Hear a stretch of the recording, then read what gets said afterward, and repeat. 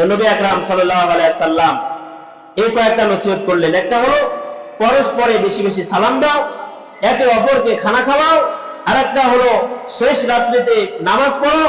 আর একটা নসিহত করলেন ওয়াসিলিল আরহাম। রাসূল আকরাম সাল্লাল্লাহু আলাইহি সাল্লাম বললেন, আত্মীয়তার সম্পর্ক তোমরা রক্ষা করো, আত্মীয়তার সম্পর্ক তোমরা ছিন্ন করো না, আত্মীয়তার সম্পর্ক রক্ষা করো। এই চারটি নসিহত রাসূল আকরাম সাল্লাল্লাহু আলাইহি সাল্লাম বললেন।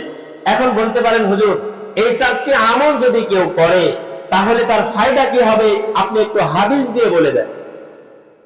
দেখেন, হাদিসের মধ্যে আছে এই চারটি কাজ যদি কেউ করতে পারে, বেশি বেশি একে অপরকে সালাম দিবে, একে অপরকে মেহমানদারি করাইবে, শেষ রাত্রিতে নামাজ পড়বে অর্থাৎ তাহাজ্জুদের নামাজ পড়বে এবং আত্মীয়তার বন্ধন রক্ষা করবে, এই চারটি আমল যদি কোনো ব্যক্তি করতে পারে, রাসূল আকরাম সাল্লাল্লাহু আলাইহি সাল্লাম বলেন, তাদখুলুনাল জান্নাতা বিসালাম।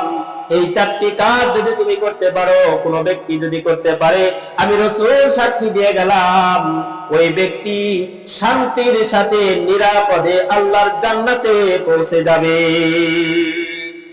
এজন্য শান্তির সাথে নিরাপদে আল্লাহর জান্নাতে আমরা পৌঁছতে চাই কি চাই না?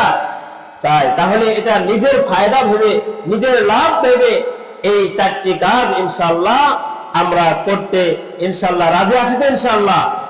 দেখেন, আজকে যদি আমি আপনি মারা যাই, তাহলে আমাদের যারা আপনজন আছে তারা হয়তো কিছুদিন কান্দিবে, আপনাকে আমাকে যারা মাটি দিয়ে আসবে তারাও আহার করবে, দু একদিন পরে তারাও আমাদেরকে ভুলে যাবে। কিন্তু আমাদের কষ্টে করা আমল, এই যে আমরা কষ্টেতে আমল করতেছি, এই আমল কিন্তু কখনো বিফলে যাইবে না। এই আমলটা আল্লাহ তাআলা আমাদের সাথে এমন ভাবে অ্যাডজাস্ট করে দিবেন, এটা জান্নাতে যাওয়া পর্যন্ত আমাদের সাথেই থাকবে ইনশাআল্লাহ। এজন্য দুনিয়ার মায়া মহব্বত বেড়ে লাভ নাই, নিজেকে একটু সংশোধন করি, নিজের আমলটা বাড়াই, তাহলে আল্লাহর কাছে আমার দামটা বেড়ে যায়।